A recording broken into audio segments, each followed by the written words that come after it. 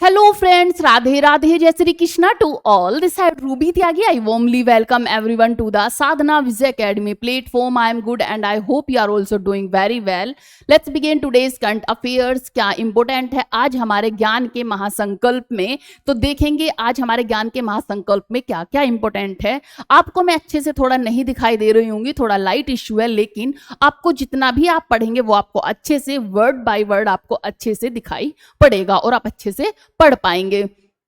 इसी के साथ में नवरात्रि की आप सभी को हार्दिक शुभकामनाएं। आपका दिन शुभ हो। स्टार्ट करते हैं हम आज का वर्ल्ड मैप।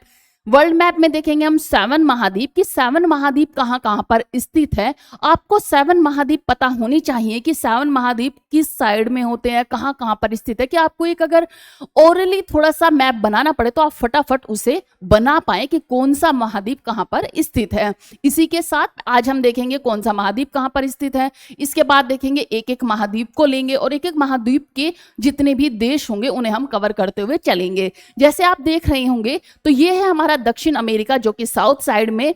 नॉर्थ साइड में जाएंगे तो आपको उत्तरी अमेरिका मिलेगा, नॉर्थ अमेरिका आपको दिखाई पड़ेगा। साउथ अमेरिका के ऊपर ही नॉर्थ अमेरिका। जब आप साउथ अमेरिका के ईस्ट में चलेंगे तो आपको अफ्रीका नजर आएगा, जो पिंक कलर में आपको अफ्रीका दिखाई देगा। अफ्रीका के ऊपर देखेंगे तो आपको यूरोप नजर आएगा। यूरोप के ईस्ट में अगर चलेंगे तो आपको एशिया नजर आएगा, जिसमें हमारा प्यारा भारत स्थित है। इसी के साथ में एशिया के अगर आप साउथ में जाएंगे, साउथ ईस्ट में जाएंगे तो आपको ऑस्ट्रेलिया नजर आएगा। ये हुए हमारे 6 महाद्वीप हुए। इसी के साथ में अगर आप नीचे आएंगे तो यहाँ आपको नजर आएगा अटलांटिक महासागर, जो कि हमारा 7 महाद्वीप है। क्योंकि हमारी पृथ्वी गोल है, अंडाकार है, और जो हमारा ग्लोबल है अगर हम 3D में देखेंगे तो ये गोल हो जाएगा। इसीलिए जो हमारा अटलांटिक महासागर स्थित है। और हम अभी क्योंकि पैनल पर देख रहे हैं तो हम सिर्फ इसमें 3D में नहीं देख सकते, बस इतना मेंशन हो सकता है कि यहाँ पे दक्षिण अमेरिका हमारा है, उत्तरी अमेरिका हुआ, इसके साइड में आएंगे अफ्रीका, इसके ऊपर यूरोप, एशिया, और यहाँ पर हमारा ऑस्ट्रेलिया, और नीचे अगर आप सबसे साउथ में देखेंगे तो यहाँ पे अटलांटिक महासागर, जो हमारा 7 महाद्वीप है। इसी के साथ में कौन कौन से महाद्वीप किसको अपनी किससे कनेक्ट होते हैं, जैसे उत्तरी प्रशांत महासागर तो वो उत्तरी अमेरिका से कनेक्ट होता है। जो दक्षिण अमेरिका है उसी के पास में है दक्षिणी प्रशांत महासागर, और यह उत्तरी प्रशांत महासागर। इसका मतलब है ये सारा वो प्रशांत महासागर का इलाका, दक्षिण में तो दक्षिणी प्रशांत महासागर, उत्तर में तो उत्तरी प्रशांत महासागर। इधर आप देखेंगे ये है उत्तरी अटलांटिक महासागर, जो कि उत्तरी अमेरिका और अफ्रीका, यूरोप के बीच में स्थित है। नीचे देखेंगे तो यहाँ पर आप देखेंगे दक्षिणी अटलांटिक महासागर, जो कि दक्षिणी अमेरिका के पास में पड़ता है और अफ्रीका के पास भी पड़ता है। इधर देखेंगे आप हिंद महासागर, जो कि ऑस्ट्रेलिया, अफ्रीका और जो भारत, एशिया है उसके बीच में कवर करता है। इधर आएंगे तो आप देखेंगे प्रशांत महासागर। कौन सा है? प्रशांत महासागर। जैसे कि मैंने आपको बताया था, हमारा जो वर्ल्ड मैप है, जो पृथ्वी है, वो 3D में अगर देखेंगे तो अंडाकार है, गोलाकार है, इसलिए जब इसे हम फोल्ड करेंगे, गोलाकार बनाएंगे, तो प्रशांत महासागर, इधर भी प्रशांत महासागर। ऊपर अगर देखेंगे तो यहाँ पे आर्कटिक महासागर। ये हुआ हमारा वर्ल्ड मैप। फिर से देखेंगे ये हुआ हमारा, इस तरह से हम बना सकते हैं कि दक्षिणी अमेरिका, इधर देखा थोड़ा सा तो ये हो गया हमारा उत्तरी अमेरिका। इधर देखेंगे तो ये है हमारा अफ्रीका का पार्ट, ये हुआ, ये हमारा यूरोप का पार्ट हुआ। इधर अगर चलेंगे तो ये हुआ एशिया का, हमारा जो प्यारा भारत स्थित है, ये हुआ एशिया का। कुछ जो द्वीप हैं, जैसे कि छोटे छोटे आइलैंड्स हैं, तो वो इस तरह कवर होंगे, और ये होगा ऑस्ट्रेलिया। और इधर आप देखेंगे तो ये है अटलांटिक महासागर। आई होप आपको समझ आ रहा होगा। एक हमारा दक्षिणी अमेरिका, सेकंड है उत्तरी अमेरिका, थर्ड है अफ्रीका, फोर्थ है यूरोप, फिफ्थ है एशिया, और 6th नंबर पर है हमारा ऑस्ट्रेलिया, 7th पे है हमारा अटलांटिक महासागर। ये हुए हमारे 7 महाद्वीप। इसके बाद आप यहाँ पर भी देख सकते हैं कि ये हुआ हमारा दक्षिणी अमेरिका, उत्तर अमेरिका, अफ्रीका, यूरोप, एशिया, और इधर ऑस्ट्रेलिया, और ये हुआ हमारा अटलांटिक महासागर। अब चलते हैं इंडिया पर। इंडिया के हम स्टेट देखते हैं, कौन कौन सा स्टेट कहां पर स्थित है। तो सबसे पहले हम लेंगे अपना नॉर्थ से। हम हर बार नॉर्थ से अपने स्टेट को कवर करते हैं, तो आज हम साउथ से लेते हैं। सबसे नीचे आप देखेंगे तमिलनाडु, और उसी की साइड में केरला। वेस्ट में केरला, और जो ईस्ट में है वो है तमिलनाडु। उससे ऊपर चलेंगे तो आपको कर्नाटका देखने को मिलेगा, और ईस्ट में मिलेगा आपको आंध्र प्रदेश, ईस्ट में आंध्र प्रदेश, वेस्ट में कर्नाटका, कर्नाटका के नीचे केरला और आंध्र प्रदेश के नीचे तमिलनाडु। ऊपर और चलेंगे तो आपको यहाँ देखने को मिलेगा गोवा, और इधर उसी के ऊपर सबसे महाराष्ट्र देखने को मिलेगा। उसके ईस्ट में देखेंगे तो तेलंगाना मिलेगा। छत्तीसगढ़ इधर आपको ईस्ट में स्थित है, और इधर मिलेगा आपको उड़ीसा, जो कि आज हम अपने स्टेट में कवर करते हुए चलेंगे। उड़ीसा, उड़ीसा किससे? यहाँ पर बे ऑफ बंगाल। इसके ऊपर महाराष्ट्र से जब ऊपर जाएंगे तो अगर ईस्ट में देखेंगे तो आपको मिलेगा गुजरात। उसके थोड़ा ईस्ट से वेस्ट चलेंगे तो मध्य प्रदेश, इधर आपको छत्तीसगढ़ मैंने आपको बता ही दिया है, इधर है झारखंड, और इधर मिलेगा सबसे ईस्ट में आपको वेस्ट बंगाल। वेस्ट बंगाल के ऊपर चलेंगे तो बिहार, वेस्ट में आते हुए चलेंगे उत्तर प्रदेश, फिर देखेंगे राजस्थान। गुजरात के ऊपर है राजस्थान, मध्य प्रदेश के ऊपर एक साइड जो वेस्ट में है राजस्थान और ईस्ट में है उत्तर प्रदेश। इन दोनों के बीच में, राजस्थान और उत्तर प्रदेश के बीच में पड़ेगा आपको हरियाणा। उत्तर प्रदेश के बिल्कुल ऊपर मिलेगा आपको उत्तराखंड, क्योंकि उत्तर प्रदेश से काटकर ही उत्तराखंड बनाया गया है, तो ये हुआ उत्तराखंड। अगर हरियाणा के ऊपर देखेंगे तो यह है पंजाब, क्योंकि पंजाब को काटकर ही हरियाणा बनाया गया है। और पंजाब उत्तराखंड के बीच में आपको देखने को मिलेगा हिमाचल प्रदेश। क्या है ये? हिमाचल प्रदेश। अच्छा, हरियाणा और उत्तर प्रदेश के बीच में एक आपको यूटी मिलेगी, वो है दिल्ली। क्या है? दिल्ली, जो कि हमारी कैपिटल है। सबसे ऊपर आप देखने को मिलेगा वेस्ट में आपको जम्मू कश्मीर, और आप इधर देखेंगे तो इधर मिलेगा आपको लद्दाख देखने को। ये हुआ हमारे स्टेट। अब चलते हैं हम थोड़े ईस्ट के स्टेट को कवर करते हैं। तो स्टेट जब हम यहाँ पे वेस्ट बंगाल, इधर चिकन नेक को कवर करते हुए, चिकन नेक से ऊपर आपको सिक्किम देखने को मिलेगा। सिक्किम से नीचे देखेंगे तो आपको असम देखने को मिलेगा, और असम के नीचे मेघालय देखने को मिलेगा। असम के ऊपर है अरुणाचल प्रदेश। अरुणाचल प्रदेश से और असम से लगते हुए अगर आप ईस्ट नॉर्थ से साउथ में आएंगे, किसमें? ईस्टर्न जो स्टेट है हमारे, ईस्टर्न स्टेट में सबसे पहले आता है अरुणाचल प्रदेश, उसके नीचे नागालैंड, नागालैंड से फिर आएगा मणिपुर, और मणिपुर के नीचे आएगा मिजोरम। फिर थोड़ा जब हम चलेंगे किधर वेस्ट में तो यहाँ पे त्रिपुरा देखने को मिलेगा। त्रिपुरा के ऊपर ही मेघालय। ये मैंने आपको बताया ही है कि हमारे 7 सिस्टर्स है कौन कौन से? असम, अरुणाचल प्रदेश, नागालैंड, मणिपुर, मिजोरम, त्रिपुरा और मेघालय। सिक्किम हमारे 7 सिस्टर्स में नहीं आता है। जो वेस्ट बंगाल है और जो चिकन नेक है, ये हमारी जो ईस्टर्न पार्ट है उन्हें कनेक्ट करता है। कनेक्टिविटी का एक इकलौता साधन है जो हमारा चिकन नेक है, बहुत ही इंपॉर्टेंट हमारे लिए ये है। ये हमारे हुए सारे स्टेट। एक बार फिर से देख लीजिए, जम्मू कश्मीर, उसके साइड में लद्दाख, नीचे आएंगे हिमाचल प्रदेश, वेस्ट में पंजाब, ईस्ट में उत्तराखंड, नीचे आएंगे फिर से तो हरियाणा, और ईस्ट में अगर देखेंगे तो उत्तर प्रदेश। वेस्ट के दो जो हमारे स्टेट होंगे राजस्थान और गुजरात। इन्हीं से कनेक्ट होते हुए मिलेगा आपको मध्य प्रदेश, जो कि अपनी बाउंड्री शेयर करता है। फिर है छत्तीसगढ़, इधर देखेंगे ईस्ट में चलते हुए झारखंड, ऊपर बिहार, फिर से वेस्ट बंगाल, वेस्ट बंगाल के ऊपर सिक्किम, सिक्किम के आगे थोड़ा देखेंगे तो असम, अरुणाचल प्रदेश, नागालैंड, मणिपुर, मिजोरम, यहाँ पे त्रिपुरा और मेघालय। अब आते हैं मध्य प्रदेश पर। मध्य प्रदेश से नीचे आ पाएंगे तो यहाँ पे महाराष्ट्र, यहाँ पर आपको तेलंगाना देखने को मिलेगा, छत्तीसगढ़, उड़ीसा। नीचे देखेंगे अरुणाचल प्रदेश, कर्नाटका, और यहाँ पे छोटा सा ये आपको देखने को मिलेगा गोवा। यहीं पर आपको ये छोटे छोटे आइलैंड है जो कि आपको देखने को मिलेंगे। ये द्वीप हैं जो हैं दादर एंड नागर हवेली, दादर एंड दीव और Dadra and Nagar Haveli, Daman and Diu और दादर एंड नागर हवेली। इधर आप आएंगे नीचे तो ये केरला और ये तमिलनाडु। और जो हमारी राजनीतिक रूप में सबसे इंपॉर्टेंट है वो है नीचे के हमारे 2 द्वीप, जो कि कौन कौन से हैं? एक है लक्षद्वीप, जो कि छोटे छोटे आइलैंड में बना हुआ है और काफी खूबसूरत ये जो हमारे आइलैंड्स हैं। इधर देखेंगे हम अंडमान एंड निकोबार, ये भी छोटे छोटे हमारे क्या है? हमारे द्वीप हैं। तो ये हुई भारत की स्ट्रक्चर। अब देखते हैं भारत अपनी अंतरराष्ट्रीय सीमा किससे साझा करता है, जो इंटरनेशनल बाउंड्री वो किससे साझा करता है। तो यहाँ पर देखेंगे, जैसे कि आप जानते हैं जम्मू कश्मीर से जो यहाँ पर ये थोड़ा इलाका है ये पीओके पर कवर किया हुआ है, तो ये किसको अटैच करता है? पाकिस्तान। पाकिस्तान कहाँ से होता है? गुजरात से होता हुआ ये पाकिस्तान कहाँ तक है? जम्मू कश्मीर तक। इधर थोड़ा सा आप इलाका देखेंगे तो ये है अफगानिस्तान, जो कि हमारी बाउंड्री को शेयर करता है, बहुत ही छोटा इलाका है जिसे ये कवर करता है। जब आप देखेंगे वेस्ट में तो यहाँ पे नेपाल से अपनी बाउंड्री शेयर करता है, चाइना से अपनी बाउंड्री शेयर करता है, इधर भूटान से करता है, और जब आएंगे बिल्कुल ईस्ट में तो ये है म्यांमार, और इधर देखेंगे आप बांग्लादेश, जो कि पहले क्या था, पाकिस्तान का ही पार्ट था, लेकिन बाद में उससे स्वतंत्र होने के बाद ये बांग्लादेश बन गया। नीचे आप आएंगे तो श्रीलंका से ये अपनी बाउंड्री शेयर करता है। ये हुए भारत के जो आइलैंड है, जो कि लैंड जो देश हैं उनसे कवर करता है। क्या हुआ, पाकिस्तान, अफगानिस्तान, चाइना, नेपाल, भूटान, म्यांमार और बांग्लादेश। इधर आप देखेंगे अरब सागर है, और इधर कौन सा है, यह है हिंद महासागर, इधर है बंगाल की खाड़ी, हिंद महासागर। ये थे भारत का मैप। अब चलते हैं हम द हिंदू की न्यूज पर कि द हिंदू की न्यूज में क्या क्या इंपॉर्टेंट है। द हिंदू की फर्स्ट न्यूज है जिसमें दिया गया है कि ट्रंप ने क्या किया है, एक H1B वीजा के ऊपर कमेंट किया है। क्या है ये H1B वीजा?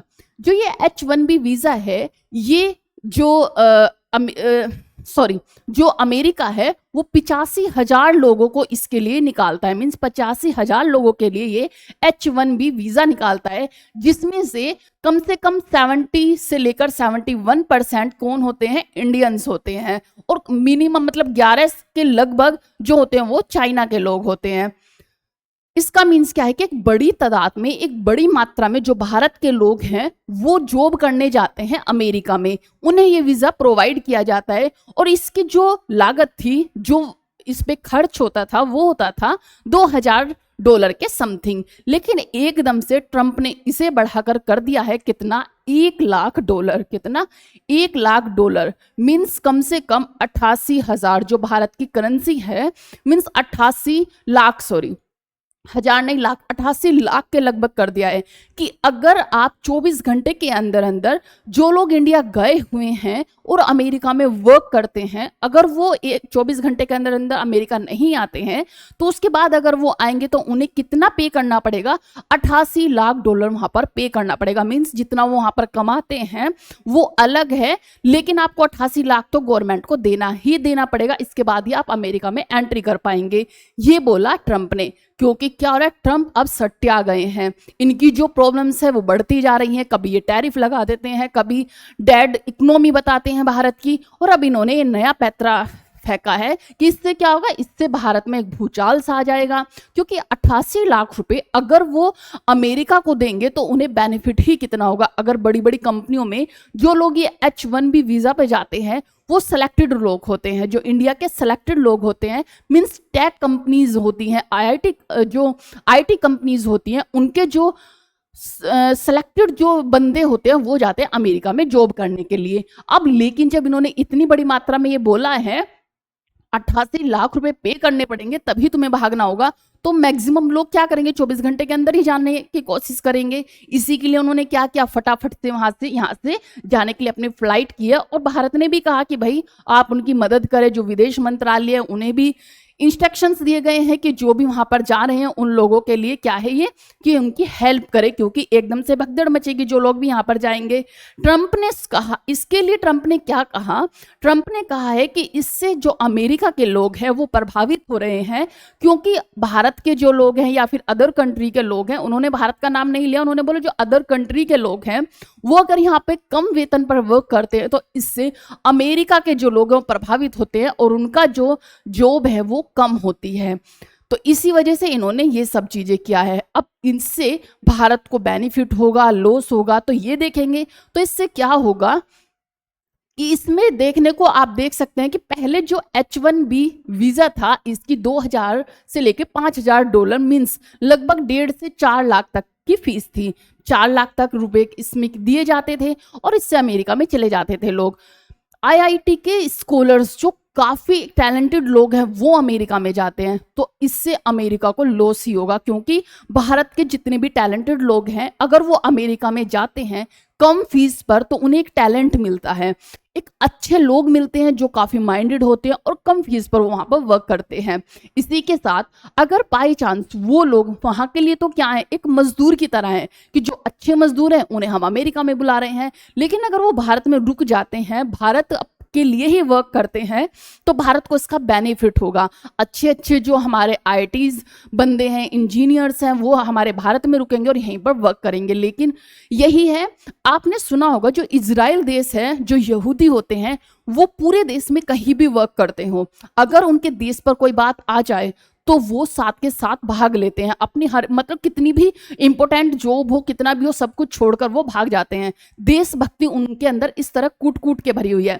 इसीलिए इजराइल से कोई जल्दी सी पंगा नहीं लेता। अमीरी तक उन लोगों से इतना पंगा नहीं लेते क्योंकि उन्हें पता है कि यहूदी सब वर्क छोड़ के भाग आते हैं, उनमें देशभक्ति जो है कूट कूट के भरी हुई है।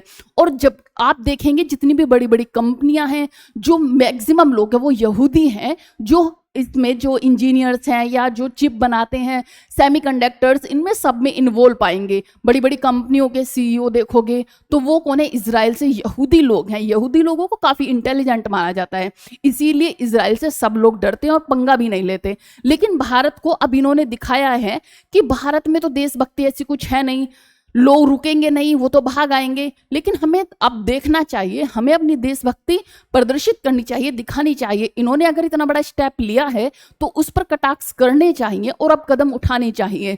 इसी के साथ में भारत के लोगों को भारत में ही रुकना चाहिए, यहाँ पर भी अच्छी अच्छी कंपनी और यहीं पर जॉब करनी चाहिए और अमेरिका को दिखाना चाहिए कि हम लोग तुम पर डिपेंड नहीं है, हम अपनी देशभक्ति के लिए कुछ भी कर सकते हैं। इसी के साथ में क्या हुआ है कि जब इन्होंने ये किया, ये अनाउंस किया, तो इन्हें लगा कि इन्होंने शायद गलत डिसीजन ले लिया। अगर 24 घंटे में लोग नहीं आ पाए तो वो शायद ना भी आए, तो इसीलिए इन्होंने अब कुछ और कंडीशंस दिए। इस पे एक अलग हम क्लास लेके आएंगे और डिटेल में जानेंगे कि ट्रंप ने क्या किया, हमारे देश के लोग किस तरह गए हुए हैं, और इसी के साथ में चाइना ने ये क्या कर रहे हैं। इन्होंने ट्रंप की एक हम उनसे बधाई भी देंगे कि इनके वजह से जो हमारे और चाइना के रिश्ते हैं वो काफी बहुत ही ज्यादा ठीक होते जा रहे हैं। क्योंकि चाइना ने, जैसे ही चाइना को पता चला कि इन्होंने ये सब कंडीशंस किया, उन्होंने भी एक वीजा निकाल दिया है और उन्होंने कहा है कि भारत अगर अमेरिका में नहीं जाना चाहता तो वो चाइना में आए और चाइना में उनका वेलकम है, उनका स्वागत है। तो इसीलिए ये सब चीजें हो रही हैं। थोड़ा सा आप डिटेल में देखेंगे तो आप देखिए कि पहले जो H1B वीजा था वो $2000 से $5000 था, लेकिन अब कितना कर दिया? सीधे $1,00,000। इसीलिए देखा जा रहा है कि ये जो है ना, ये सट्टे आ गए हैं, इनकी बुद्धि काम करना कम हो गया है। ये अमेरिका को शायद आने वाले टाइम में बहुत ज़्यादा मुसीबत में डालने वाले हैं, क्योंकि भारत से इनके रिश्ते बिगड़ते ही जा रहे हैं। कभी ये रूस को बता देते हैं कि आप वहाँ से ऑयल खरीद रहे हो इसलिए हम तुम पर जो टैरिफ है वो लगा रहे हैं, कभी ये इस तरह की हरकतें कर देते हैं। तो इसीलिए लगता है, क्योंकि ये अपने आप को मानते हैं एक शक्तिशाली आदमी, और जब भी कोई शक्तिशाली आदमी अपने आप को मानेगा और उसकी जो चारों तरफ की चीजें हैं उसके अकॉर्डिंग नहीं होगा तो वो उल्टे सीधे ही काम करेगा। वो ऐसे ऐसे काम करेगा बौखलाहट में कि उसे खुद नहीं पता होगा कि गलत है या सही है। बाद में सही करते रहो, एक बार जो चीजें निकल गई तो सामने तो आ ही जाते कि इन फ्यूचर ये बंदा ऐसा भी कदम उठा सकता है। तो ये सब चीजें आई हैं। ये आदेश 20 सितंबर को दिया गया और रात 12 बजे से लागू होगा। भारत पर असर क्या होगा कि H1B वीजा के सबसे ज्यादा इस्तेमाल भारतीय IT कंपनियां और पेशावरों द्वारा किया जाता है। जितनी भी IT कंपनियां वो करती हैं। आंकड़ों के अनुसार 71%, 70 से 71% जो H1B वीजा है वो भारतीयों को मिलता है, जबकि चीन को लगभग 11.7% मिलता है और बाकी देशों को बहुत कम। मींस मैक्सिमम लोग क्यों हैं वहां पर? भारतीय लोग हैं। इसीलिए यह कदम भारत के लिए सबसे ज्यादा नुकसानदायक होगा, क्योंकि अब जो ये लोग हैं ये कम जा पाएंगे। क्योंकि पहले जितनी कंपनी सैलरी देती थी भारत को, भारत के लोगों को, अब अगर देगी तो पहले जो भारत का वर्कर होगा पहले बोलेगा कि पहले भाई 88 लाख हमें दो, इसके बाद हम अपना बेनिफिट और अपनी जॉब सिक्योर करेंगे। क्योंकि पहले तो हमें 88 लाख रुपए देने हैं, 88 लाख रुपए नहीं होंगे तो हम क्यों ही आएंगे अमेरिका में। तो इससे कंपनियां क्या होगी? कंपनियां काम नहीं दे पाएंगी, भारत के लोग नहीं जा पाएंगे। तो इसीलिए भारत को भी नुकसान है कि वहां से जो आने वाली इनकम है, जो डॉलर से हमारे यहाँ पर आते हैं, वो कम हो जाएंगे। लेकिन इसी के साथ साथ शायद हमें इससे ज्यादा लाभ भी हो कि जितने भी बड़े बड़े और जो बुद्धिमान लोग हैं, जो IT कंपनीज के बड़े बड़े लोग हैं, जो सिलेक्टेड लोग हैं, वो अगर भारत में रुकेंगे तो एक नई संरचना बनेगी, नया आविष्कार होगा।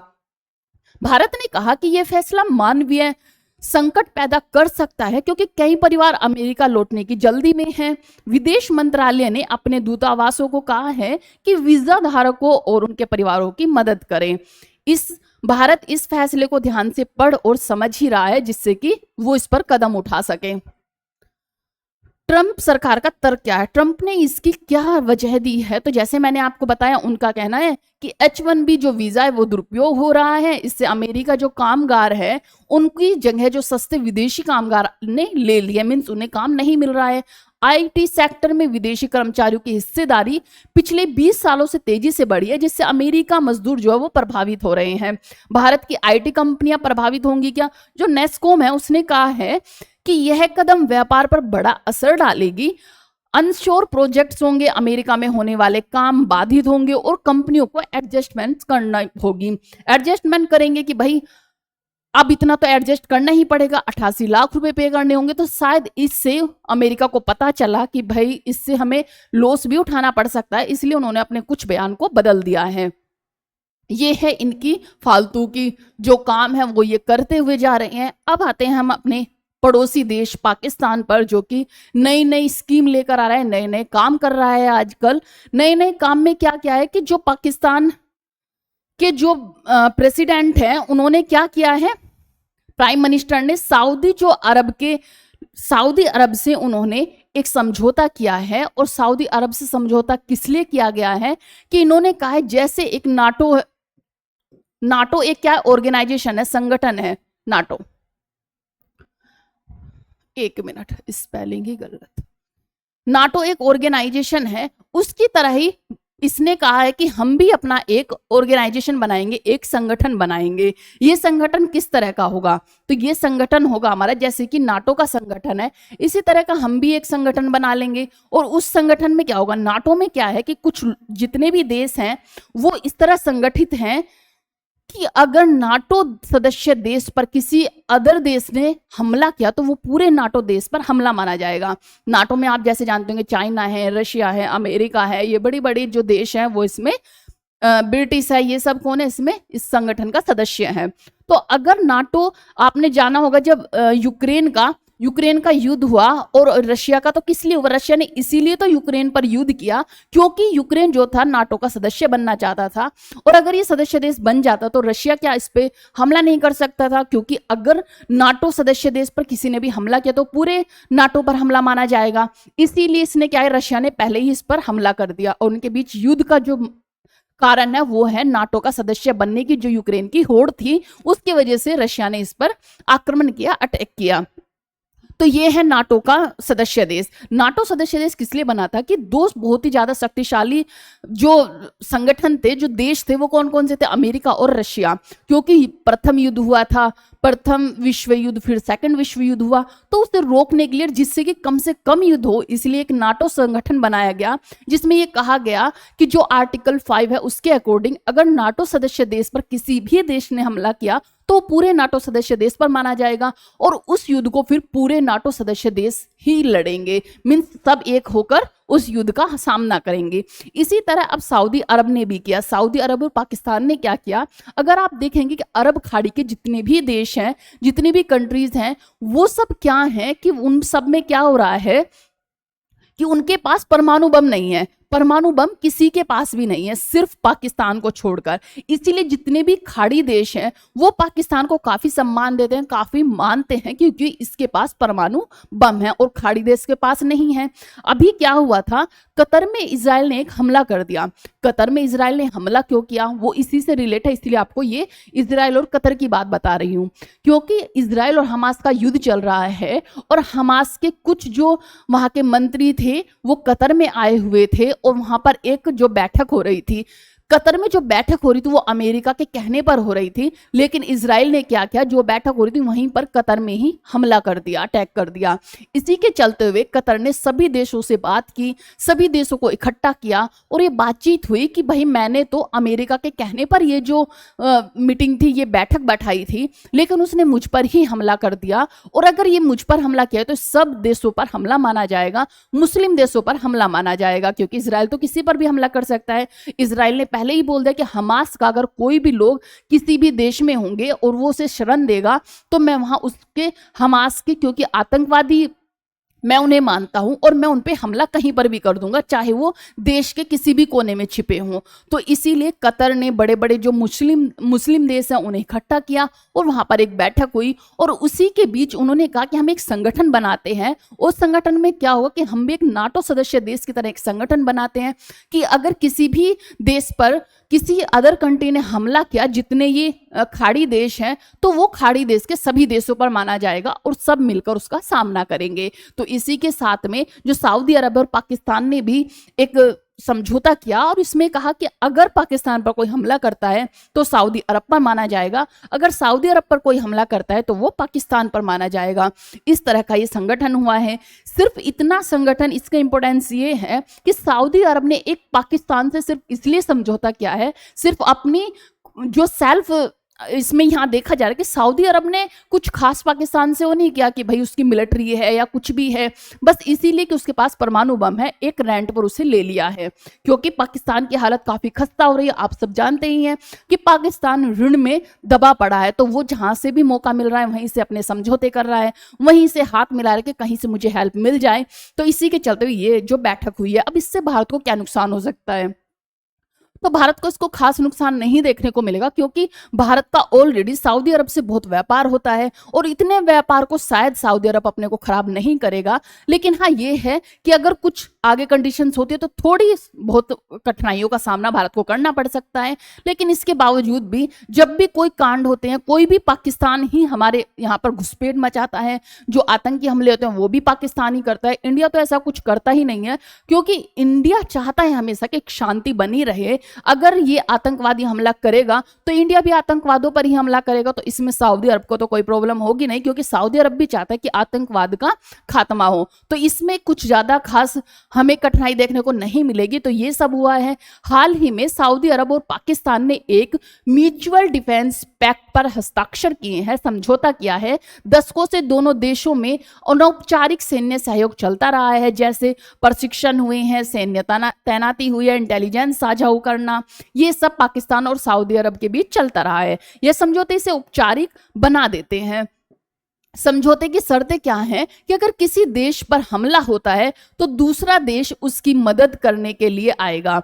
संयुक्त सैन्य समिति बनाई जाएगी, जिसमें क्या होगा, इनकी जॉइंट मिलिट्री होगी, इंटेलिजेंस, गोपनीय जानकारी साझा करेंगे एक दूसरे से, सैन्य प्रशिक्षण करेंगे एक दूसरे के साथ में। और पाकिस्तान पहले से ही सऊदी में सैन्य बल तैनात कर रहा है, अपनी कुछ सेना उसने भेजी हुई है। समय बेहद महत्वपूर्ण है, क्योंकि यह इजराइल द्वारा गाजा और कतर पर हमले के तुरंत बाद हुआ है। ये इजराइल के डर की वजह से जो ये संगठन बना है, ये बना है इजराइल के डर से। अमेरिका धीरे धीरे वेस्ट एशिया से पीछे हट रहा है। ऐसे में सऊदी अरब को पाकिस्तान जैसे परमाणु शक्ति, सबसे इंपॉर्टेंट बात है कि परमाणु शक्ति इसके पास है, इसलिए ये समझौता हुआ है, संपन्न और सैन्य बल वाले देश की जरूरत है। सऊदी अपनी सुरक्षा गठजोड़ सिक्योरिटी अलायंस को विविध बनाना चाहता है, ताकि वह केवल अमेरिका पर निर्भर ना रहे।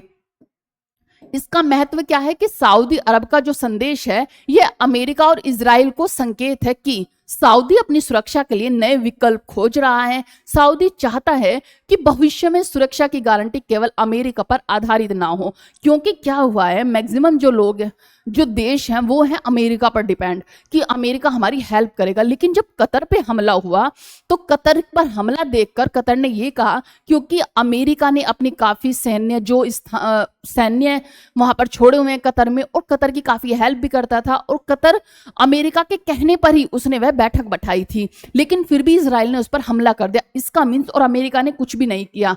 इजराइल बोल रहा है कि जब हमने हमला किया तो हमने अमेरिका को पहले ही सूचित कर दिया था, और कतर कह रहा है कि अमेरिका को अगर सूचित कर दिया था तो अमेरिका ने हमें क्यों नहीं बताया। तो ये सब चीजें हुए। अब लोगों का अमेरिका से विश्वास हटता जा रहा है। एक तो ट्रंप की नीतियां, एक ट्रंप के बेवकूफ भरे जो ये कदम है, इनसे विचलित हो गए हैं लोग, तो इसीलिए ये कदम उठाए जा रहे हैं। तो सऊदी अरब ने कहा है कि एक अमेरिका ही ऐसा देश ना हो जिस पर हम डिपेंड हो, और भी हम ऐसे संगठन बनाए, ऐसे समझौते करें जिससे कि अगर अमेरिका साथ ना दे तो हमें दूसरे जो देश हैं वो हमारी मदद करें। तो ये अमेरिका को संकेत था। सऊदी चाहता है कि भविष्य में सुरक्षा की गारंटी अमेरिका पर आधारित न हो। पाकिस्तान को आर्थिक मदद मिलेगी, तेल, राजनीतिक समर्थन भी मिलेगा, उसकी सैन्य क्षमताओं को सऊदी से सहयोग मिलेगा। वेस्ट एशिया पर इसका क्या असर होगा? तो वेस्ट एशिया में इसमें वेस्ट एशिया की राजनीतिक शक्ति संतुलन बदल सकती है, इजराइल और अमेरिका की रणनीतियों को चुनौती मिलेंगी, और इसी के साथ गाजा युद्ध और यमन युद्ध के संदर्भ में यह एक समझौता बड़ा महत्व रखता है।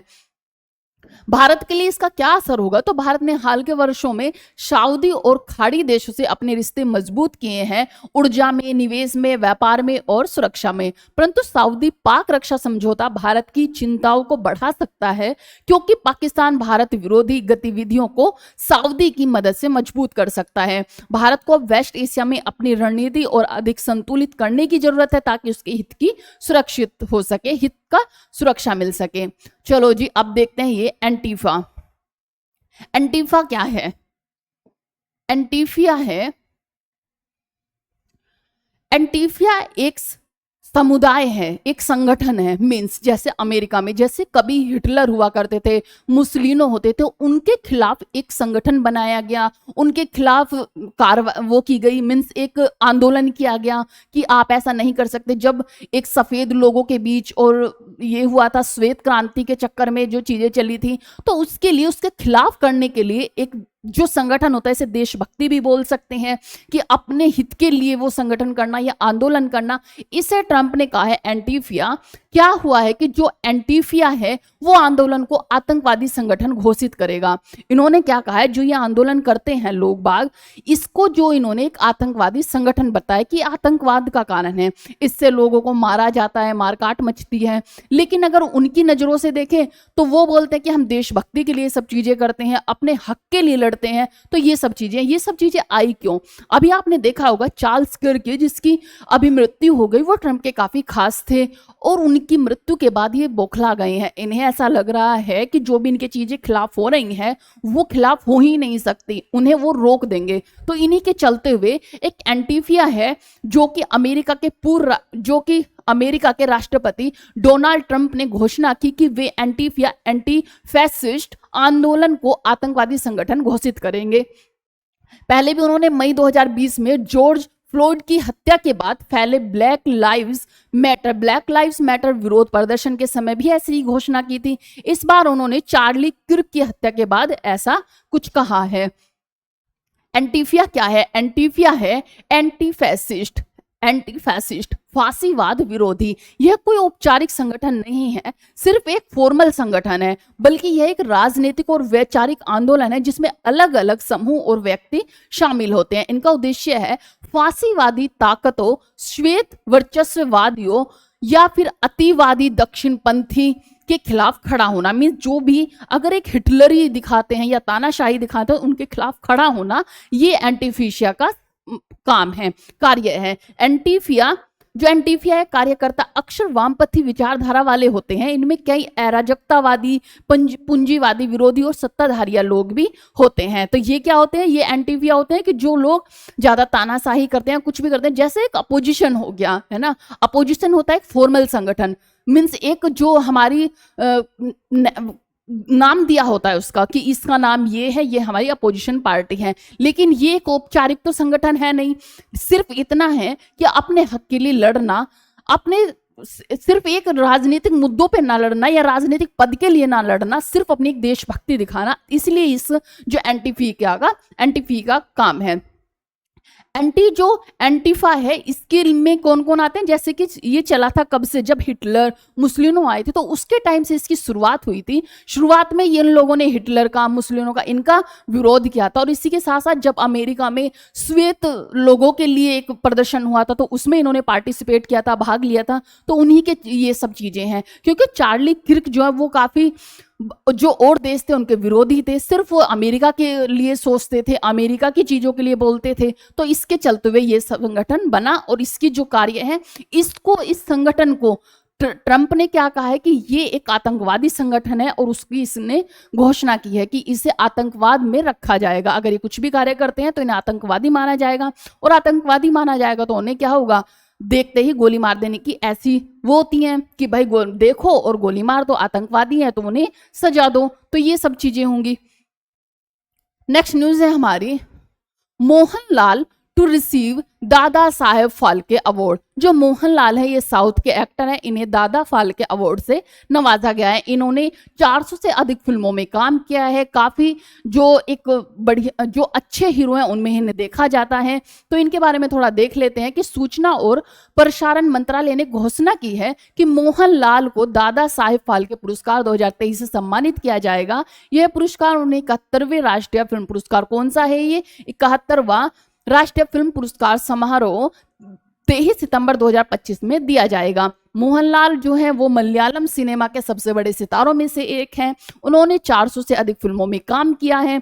वे मलयालम के साथ साथ तेलुगु, तमिल, कन्नड़ और हिंदी मूवी भी करते हैं। इनमें 5 राष्ट्रीय पुरस्कार इन्हें मिल चुके हैं, जो कि केरल राज्य सरकार ने इन्हें पहले दिया है। भारत सरकार ने इन्हें पद्मश्री से नवाजा था 2001 में, पद्म भूषण से नवाजा था 2019 से इन्हें सम्मानित किया गया था। मीन्स इन्हें पहले 2001 में पद्मश्री मिला है, पद्म भूषण दिया गया इन्हें 2019 में, और अब इन्हें दादा फाल्के पुरस्कार दिया जाएगा।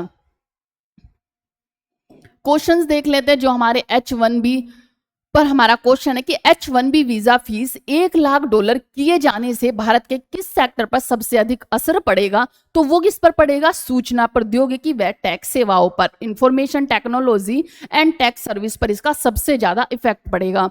नेक्स्ट क्वेश्चन है हमारा, हाल ही में जारी डिजिटल नोमेड रिपोर्ट 2025 में भारत को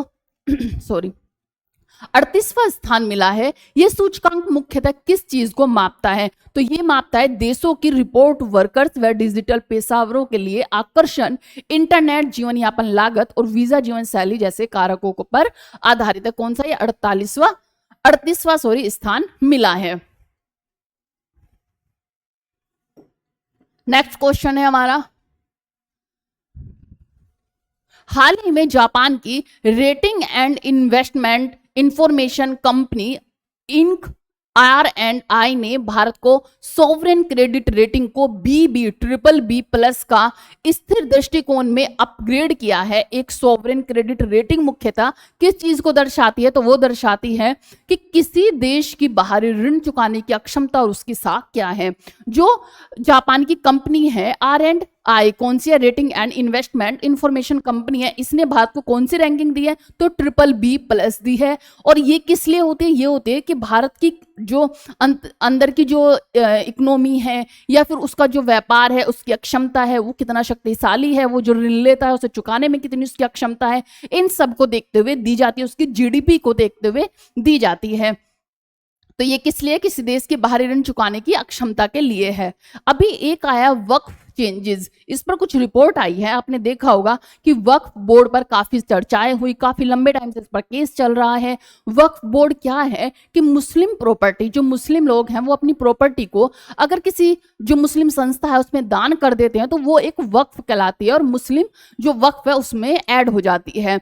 अगर वो दे दी तो फिर वो वापस नहीं ले सकते, ऐसा इसमें प्रावधान था। अब इसी पर चलते हुए ये केस बनाया गया कि अगर कोई अपनी प्रॉपर्टी दे देता है तो अगर कोई उस पर कोई इस पर अपना हक जताता है, क्लेम करता है कि ये प्रॉपर्टी हमारी है, तो उसे वापस भी दिया जाए।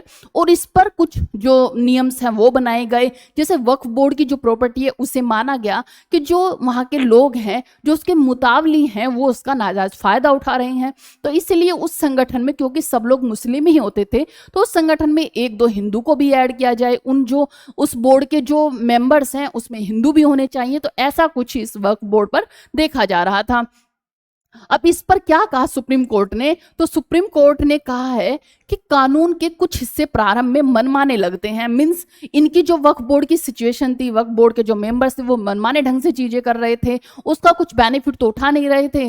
बेनिफिट इन द सेंस कि किसी भी मुस्लिम लोगों के लिए उसका कुछ भी लाभ नहीं हो रहा था, बस जो उसके मेंबर्स थे, जो सदस्य थे, वो उसके अपने बोर्ड को मजे ले रहे थे और उसकी जो पैसा है उसे यूज कर रहे थे, इसलिए मनमाने लगते हैं और लोगों की संपत्ति अधिकार अधिकारों पर बिना उचित प्रक्रिया के असर डाल सकते हैं।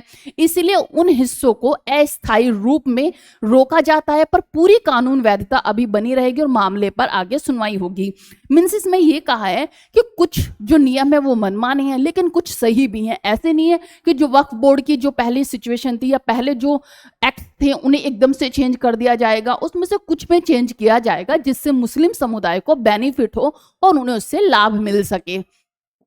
आर्बिट्री क्या है? आर्बिट्री है मनमाना ढंग। मीन्स कोर्ट ने कहा कि संसद द्वारा बनाया गया कानून सामान्यतः संवैधानिक माना जाता है, पर इस संशोधन में ऐसा कोई बेसिक मैकेनिज्म नहीं दिया गया कि कैसे यह तय होगा कि कोई व्यक्ति वास्तव में 5 साल से इस्लाम है, क्योंकि उसकी कुछ कंडीशंस हैं, जैसे कि वक्फ बोर्ड में अगर अपनी वो शामिल करनी है तो 5 साल से उस समुदाय का मेंबर हो या फिर उसने इस्लाम का अभ्यास किया हो। तो ये कैसे प्रदर्शित होगा, कैसे तय करेंगे कि उसने 5 साल का अभ्यास किया हुआ है या फिर नहीं। इसी तरह कई प्रक्रियात्मक गैप थे, इसी कारण कुछ प्रावधान प्रारंभिक रूप से असंवैधानिक दिखे, इसलिए उन्हें रोका गया।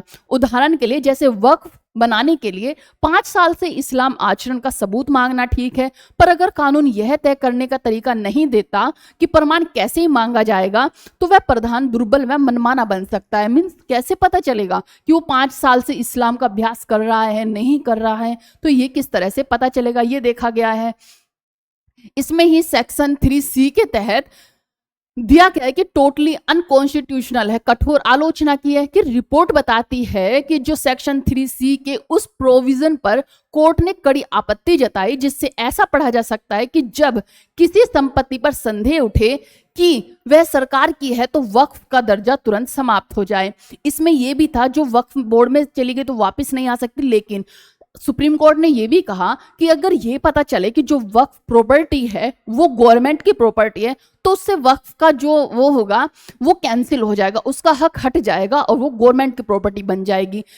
तो ये सब किस लिए कहा गया है, इसीलिए ये इसके कंडीशन है क्योंकि कुछ वक्फ की चीजें हैं जिसे इस्लाम लोग जो समुदाय हैं या कि वक्फ में शामिल किया हुआ है, लेकिन गवर्नमेंट कहती है कि ये प्रॉपर्टी गवर्नमेंट की है। जैसे आपने देखा होगा जब पाकिस्तान और भारत डिवाइड हुए तो कुछ लोग जो भारत से पाकिस्तान चले गए थे उनकी जो प्रॉपर्टी थी वो दुश्मन प्रॉपर्टी कहलाई गई थी और वो प्रॉपर्टी गवर्नमेंट ने अपने हिस्से ले ली थी, लेकिन उस पर फिर कुछ विवाद हुआ। जो उनके रिश्तेदार थे उन्होंने उसे क्लेम कर लिया था, उन्होंने कहा ये हमारी प्रॉपर्टी है। इस तरह कुछ सिचुएशन हुई। इस पर डिटेल में अगर देखना होगा तो एक क्लास बनाएंगे और उसी के साथ डिटेल में इसे डिस्कस करेंगे।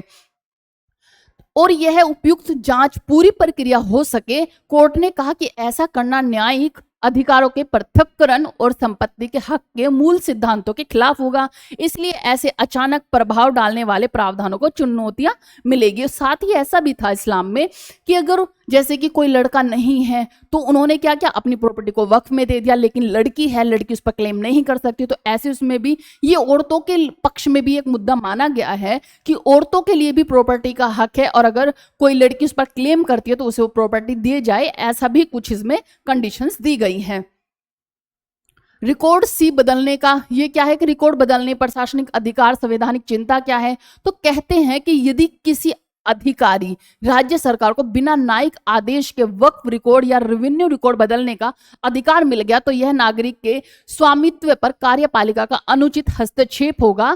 कोर्ट ने इसे संवैधानिक रूप से संदिग्ध बताया और इसीलिए उस तरह के प्रयोगों को रोका है कि किसी को भी वक्फ बोर्ड का भी किसी अधिकारी के हाथ में पावर नहीं दी जाएगी क्योंकि वो उसका नाजायज फायदा भी उठा सकता है।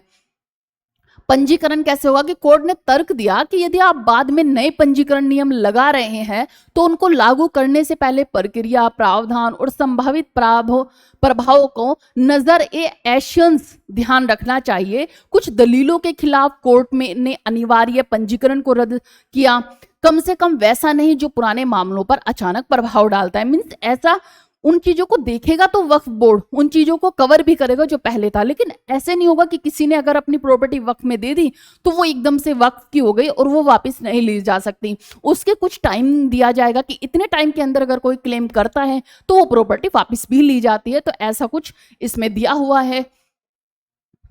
कोर्ट ने यह भी कहा कि वक्फ संपत्तियां बताकर जो प्रोटेक्टेड मोन्यूमेंट बताकर उनका दर्जा खो जाना एक फालसी गलत धारणा थी, अर्थात वह तर्क स्वीकृत नहीं हुआ। कोर्ट ने जनजातीय समुदायों की ओर से आए सवालों को भी छुआ, जैसे कि कुछ नीतियां उन्हें उनकी जमीन दान करने में बदले से रोक सकती है। कोर्ट ने इस पर चिंता जताई, क्योंकि इसमें काफी केस भी आए थे कि हम नहीं चाहते कि हमारी जो प्रॉपर्टी वक्फ बोर्ड की प्रॉपर्टी बने, लेकिन वो हो गई और उसे हम वापस नहीं ले सकते, उस पर क्लेम नहीं कर सकते, तो इसीलिए ये मुद्दा बना था। कोर्ट का जो आदेश दिए वो दिए कि कई अहम प्रावधानों पर अस्थायी रोक लगाई जाए। कुछ प्रावधान रखे गए, संपूर्ण कानून को नहीं रोका गया है। वक्फ बोर्ड की संरचना पर आदेश दिए गए कि बेंच ने कहा कि जो सेंट्रल वक्फ काउंसिल में अधिकतम कितने नॉन मुस्लिम हो सकते हैं। उदाहरण तौर पर जैसे रिपोर्ट में कहा गया कि सेंट्रल काउंसिल में नॉन मुस्लिम सदस्यों की संख्या 4 तक सीमित रखें, राज्य वक्फ बोर्ड में नॉन मुस्लिम की संख्या 3 तक रहने दें। यह निर्देश बेंच ने संतुलन बनाए रखने के लिए दिया है। फिर है कि स्टेट वक्फ बोर्ड के सीईओ जो होंगे वो मुस्लिम समुदाय के ही होंगे, जो चीफ एग्जीक्यूटिव ऑफिसर्स होंगे वो मुस्लिम समुदाय के ही होंगे, उसे नॉन मुस्लिम नहीं बनाया जाएगा। इसका प्रभाव क्या होगा कि जो वक्फ के प्रबंधक और जमींदारों के लिए राहत, अचानक प्रशासनिक आदेशों से उनकी संपत्ति नहीं छीनी जाएगी। कोर्ट ने प्रक्रिया की मांग की। सरकारी रिकॉर्ड में बदलाव धीमे होंगे, मींस धीरे धीरे होंगे, ऐसे नहीं सडनली चीजें ऐसे ही कर दी गई। वक्फ की स्थिरता बनी रहेगी। समुदाय धार्मिक संस्थाओं की आशंका कम हुई कि उनकी वक्फ संपत्तियां मुकदमे जांच को खो दी जाएंगी, मीन जो उनकी संपत्तियां खो ही दी जाएगी, वो भी इस पर एक वक्फ बोर्ड की स्थिरता बनी रही। संवैधानिक सिद्धांत की रक्षा होगी। अदालत ने सेपरेशन ऑफ पावर्स और ड्यू प्रोसेस के सिद्धांत पर बल दिया। एग्जीक्यूटिव को बिना न्यायिक हस्तक्षेप की संपत्ति का दर्जा बदलना आसान होगा। राजनीतिक कानूनी आगे की जंग होगी। यह सिर्फ अस्थायी रोक है, अंदर के वैधानिक मुकदमों और सबमिशन पर आगे सुनवाई होगी, यानी मामला अभी चल रहा है। आगे की संभावना क्या है कि सरकार ने कहा जा सकता है कि वह कानून की प्रक्रियात्मक सुधार लाए, जैसा कि किस प्रकार यह प्रमाण होगा कि कोई 5 साल से इस्लाम का अनुभव कर रहा है। इंक्वायरी मैकेनिज्म कैसा होगा। यदि पेटिशंस हैं, मुकदमे की सुनवाई जारी रहेगी, पक्ष अपने अपने तर्क कोर्ट में रखेंगे। कोर्ट अंतिम फैसला दे सकती है कि कौन से प्रावधान संवैधानिक और कौन से नहीं। ये सब चीजें हुई हैं इस वक्फ बोर्ड की जो चर्चा थी। अब चलते हैं क्वेश्चन आंसर्स पर। क्वेश्चन है क्वेश्चन आंसर्स। आइए, निम्नलिखित में से कौन सा कथन 89वीं अंतर्राष्ट्रीय इलेक्ट्रोटेक्निकल कमीशन की जर्नल मीटिंग को नई दिल्ली में हुई के बारे में सही है। तो ये है कि जो 89वीं IEC जो इसकी इलेक्ट्रोटेक्निकल कमीशन जर्नल मीटिंग है 15 या 19 सितंबर 2025 को, 15 से 19 सितंबर तक 2025 को नई दिल्ली में हुई। इसमें 100 से अधिक देशों के 2000 से ज्यादा विशेषज्ञ एकत्रित हुए ताकि अंतर्राष्ट्रीय इलेक्ट्रॉनिकल जो स्टैंडर्ड है उस पर चर्चा की जा सके। सभा में मुख्य रूप से अंतर्राष्ट्रीय इलेक्ट्रोटेक्निकल मानकों, इलेक्ट्रोटेक्निकल स्टैंडर्ड्स पर चर्चा हुई। इसमें solar technology, smart grid, mobility और कृत्रिम बुद्धिमत्ता के मानकीकरण और LVDC low voltage direct current जैसी उभरती हुई तकनीकों के लिए वर्कशॉप तकनीकी कमेटियां सम्मिलित हुई थी। IEC अध्यक्ष ने नवीकरणीय ऊर्जा की तेजी से बढ़ोतरी की जरूरत पर जोर दिया। ये किस लिए किया जाता है? जिससे कि जो टेक्नोलॉजी है, solar technology, smart grid, mobility, कृत्रिम बुद्धिमत्ता, इन सब का क्या किया जाए, निरीक्षण किया जाए, इन पर बात की जाए। तो ये सब चीजें कमेटी हुई थी जिसमें 100 से ज्यादा लोगों ने भाग लिया था। भारत की भूमिका क्या रही इसमें? यह भारत के लिए महत्वपूर्ण पहलू है कि यह चौथी बार थी जब भारत में यह जर्नल मीटिंग हो रही थी। IEC की जर्नल मीटिंग कौन सी चौथी बार हो रही थी? पहले कब हुई थी? तो सबसे पहले हुई थी 1960 में, फिर हुई 1997 में, फिर हुई 2013 में और अब हो रही है 2025 में। आयोजक भारत के ब्यूरो ऑफ इंडिया स्टैंडर्ड्स थी और केंद्र सरकार के वरिष्ठ मंत्री उद्घाटन समारोह में जो सहभागी रहे। ये महत्वपूर्ण क्यों है? क्योंकि IEC के अंतर्राष्ट्रीय मानक सीधे सीधे यह तय करते हैं कि विभिन्न देशों में बने इलेक्ट्रॉनिक बिजली उत्पाद एक दूसरे के साथ भरोसेमंद और सुरक्षित रूप से काम करे, जैसे कि जो सौर पैनल है, बैटरी सिस्टम है, EV चार्जर है, स्मार्ट ग्रिड कनेक्टिविटी आदि है। ऐसी मीटिंग से वैश्विक मानकीकरण, तकनीकी सहयोग और क्लीन एनर्जी को बढ़ावा मिलता है, जिसके औद्योगिक और पर्यावरण असर बड़ा होता है। अंतर्राष्ट्रीय लोकतंत्र दिवस कब मनाया गया? तो वो मनाया गया था 15 सितंबर को। कब? अंतर्राष्ट्रीय लोकतंत्र दिवस 15 सितंबर को मनाया गया, 15 सितंबर 2025 को। ये क्यों मनाया जाता है, कहां से इसकी उत्पत्ति हुई? तो संयुक्त राष्ट्र की आम सभा जो यूएन जनरल असेंबली ने 2007 में इस दिन को मान्यता दी। तब से हर साल 15 सितंबर को विश्व भर में लोकतंत्र के संवर्धन के लिए गतिविधियां आयोजित की जाती है, जैसे सेमिनार, पैनल चर्चा, वोटर रजिस्ट्रेशन ड्राइव, सार्वजनिक बहसें और शैक्षिक कार्यक्रम बनाए जाते हैं। यह एक स्थायी और वार्षिक प्रशेषण तारीख है। किस उद्देश्य से इसे मनाया जाता है? तो ये है नागरिकों के में लोकतांत्रिक भागीदारी बढ़ाना, जैसे कि वोट देना, बहस में हिस्सा लेना, ये एक हक दिया गया। सरकारों को पारदर्शिता और जवाबदेही के प्रति उत्साहित करना, युवा पीढ़ी में लोकतांत्रिक मूल्य और मानव अधिकारों के प्रति जागरूकता बढ़ाना, प्रचलित चुनौतियां जैसे भ्रामक सूचना, चुनाव सुरक्षा, डिजिटल लोकतंत्र पर चर्चा और समाधान, ये इसका उद्देश्य था। नेक्स्ट न्यूज है हमारी, महिला हॉकी एशिया कप 2025 में भारत की अंतिम स्थिति क्या रही? तो जो महिला हॉकी कप है, जो एशिया कप है, उसमें भारत उप विजेता रहा। क्या रहा है? भारत दूसरे स्थान पे रहा। नेक्स्ट क्वेश्चन है, केंद्रीय गृह मंत्री अमित शाह ने सितंबर 2025 में अहमदाबाद के नरणपुर में क्या उद्घाटन किया? तो नरणपुर में क्या उद्घाटन किया इन्होंने? तो वो क्या है? Veer Savarkar sports complex. क्या है? वीर सावरकर स्पोर्ट्स कॉम्प्लेक्स, जो लगभग 825 करोड़ की लागत से बना भारत का सबसे बड़ा स्पोर्ट्स कॉम्प्लेक्स है, सबसे बड़ा स्पोर्ट कॉम्प्लेक्स है। ये क्यों महत्वपूर्ण है? तो भारत ने इसे भारत को स्पोर्ट्स हब कहा है। किसे भारत को स्पोर्ट्स हब कहा है? जो वीर सावरकर स्पोर्ट्स बनाया गया है। 2036 तक इसे ओलंपिक्स की तैयारी के लिए बड़ा लक्ष्य जोड़ा गया है कि मीन्स 2036 तक यहाँ पर जो ओलंपिक्स की तैयारी कराई जाएगी। अहमदाबाद को खेल की राजधानी बनाने की महत्वाकांक्षा है कि अहमदाबाद को हम क्या खेल की राजधानी बनाएंगे। महत्वाकांक्षा है विश्व स्तरीय सुविधाएं होने से राष्ट्रीय अंतर्राष्ट्रीय टूर्नामेंट आयोजित करने में मदद मिलेगी, खिलाड़ियों के प्रशिक्षण व प्रदर्शन में सुधार होगा और स्थायी खेल इंफ्रास्ट्रक्चर को बढ़ावा मिलेगा। जो इसका नामकरण है, कॉम्प्लेक्स का नाम वीर सावरकर के नाम पर रखा गया है। उद्घाटन के दौरान अमित शाह ने सावरकर के बलिदान और साहस का स्मरण किया और नामकरण और समारोह दोनों ही राष्ट्रीय नायकों को श्रद्धांजलि देने के तौर पर देखे गए हैं। नेक्स्ट क्वेश्चन, हाल ही में भारतीय नौसेना में शामिल हस्तांतरण की गई anti submarine warfare INS Androth के बारे में कौन सा कथन सही है? जो एंड्रोथ है, ये है आईएनएस एंड्रोथ, एक इंडियन भारतीय निर्मित एंटी सबमरीन वॉरफेयर है, सैलो वाटर क्राफ्ट है, जिसे तटीय पनडुब्बी रोध, जो कि तटीय पनडुब्बी रोध कोस्टल AHW तटीय निगरानी करना, जरूरी होने पर माइन लेइंग या फिर माइन काउंटर मेजर रोल के लिए डिजाइन किया गया है। इसके बारे में आप यहाँ देख सकते हैं कि जो आईएनएस एंड्रोथ है, एक anti submarine warfare shallow water craft है, जो कि श्रेणी का युद्ध जहाज है, यानी यह हल्के माध्यम आकार का सैन्य अभ्यास है, जिसे मुख्यतः तटीय इलाकों पर पनडुब्बी रोध एवं तटीय सुरक्षा के लिए बनाया गया है। इसी के साथ इसे भारतीय शिपयार्ड जैसे कि GRSE आदि द्वारा इंडिजेंस मेक इन इंडिया परियोजना के तहत डिलीवर किया गया है। ये किसके खिलाफ काम करेगा? तो ये होगा तटीय पनडुब्बी निगरानी और इंटरसेप्ट बंदरगाहों, कोस्टल रूट्स और संवेदनशील तटीय जोन पर इसे दुश्मन की जो पनडुब्बियों को ढूंढना और नष्ट करने का इसका काम है। कोस्टल जो सर्विलियंस है, सतह और पानी के भीतर की गतिविधियों की निगरानी करेगा।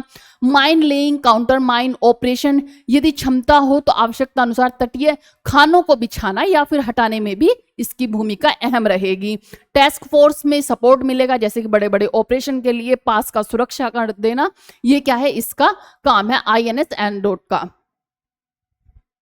नेक्स्ट क्वेश्चन है हमारा कि ग्लोबल प्रोस्पेरियस सिटीज इंडेक्स 2025 के अनुसार दुनिया का सबसे खुशहाल शहर कौन सा घोषित हुआ है? तो वो है स्विट्जरलैंड का कोपेनहेगन। कौन सा है?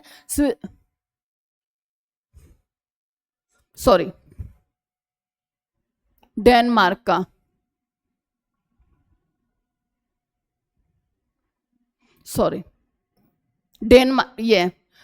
डेनमार्क का कोपेनहेगन इसका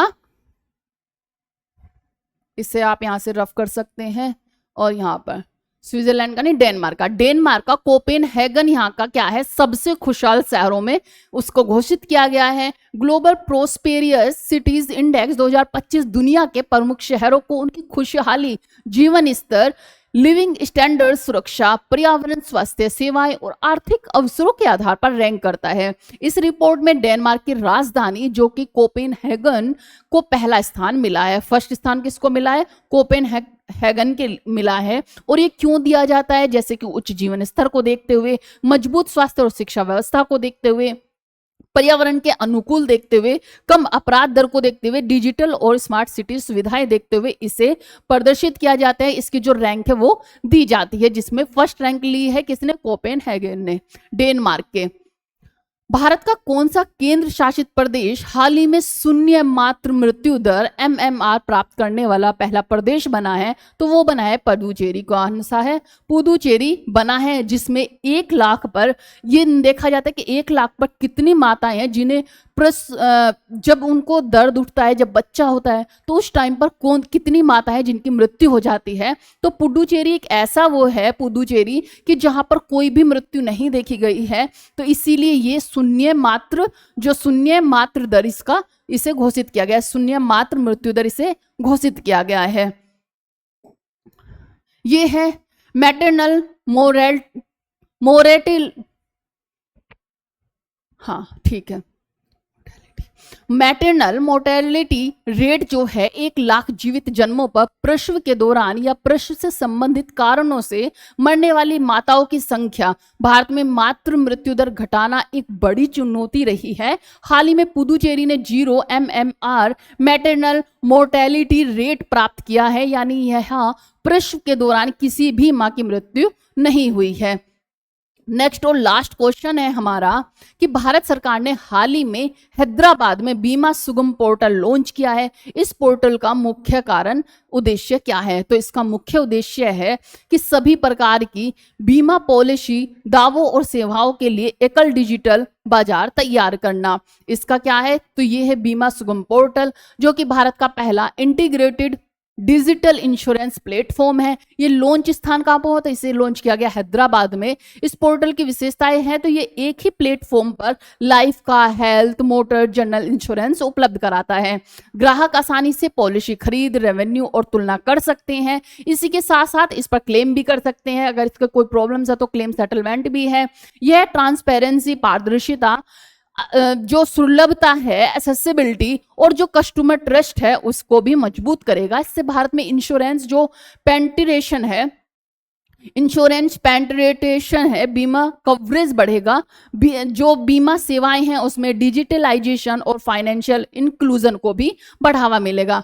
ये हमारी हुई करंट अफेयर का सेक्शन। यहाँ पर मैंने आप देख रहे होंगे ये उड़ीसा का जो स्टेट है उसे कवर करना था, लेकिन जैसे कि थोड़ी लाइट इशू है तो शायद इसमें कुछ समझने में प्रॉब्लम हो, तो इसलिए हम यहाँ पर ही इसे रखेंगे और आज करंट अफेयर को ही कवर करेंगे। आई होप आपको समझ आया होगा, मैंने पूरी कोशिश की है। तो आपको जितना भी है वर्ड बाय वर्ड आपको समझाया है, आपको समझ आया हो। तो अगर आपको ये समझ आया हो तो वीडियो को लाइक, शेयर, सब्सक्राइब जरूर करें। जय हिंद, जय भारत। आप सभी को नवरात्रि की हार्दिक शुभकामनाएं फिर से।